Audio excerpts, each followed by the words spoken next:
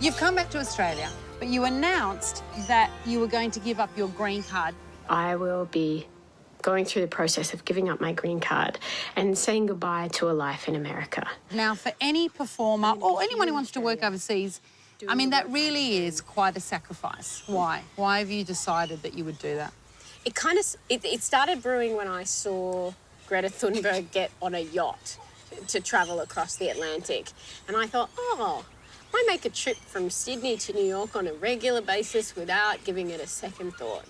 And then I started doing research and I realised this is a big trip across the world.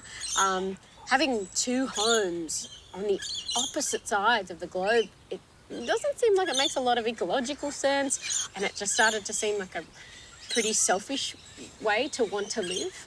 And I literally just got it September 2019, it finally arrived. So I've never actually used it. I've been working for it for all this time. And so you've just got it and you're just not going to take it? It's still really, it's uncomfortable to feel that, the loss of it. But then I think about what there is to gain, and that makes it make sense. We're in a real moment. This is a real moment of choice and change. And 5-10 years down the track, we're going to wish we're making changes now. So you're talking about climate? I'm talking about the climate. What you pointed out with that video was that we're all going to have to make a bit of a sacrifice, maybe even a big sacrifice. That's a big sacrifice. Yeah, and the other thing was, Julia, it came out of, it was that really hot day, the fires were burning up and down this coast, people were losing their lives, their homes, we're losing all these animals. And I made that video in the heat of the moment. It was that moment of real grief that I know so many people were feeling, continuing to feel.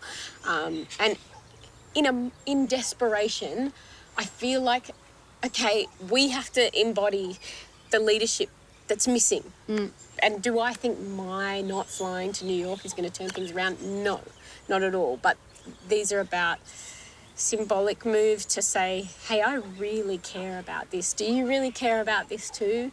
What can we do? How can we push the needle on this? How can we come together? Because this issue is not a political issue, but we've been forced over the last 13 years or so to think of it as a left-wing or a right-wing issue.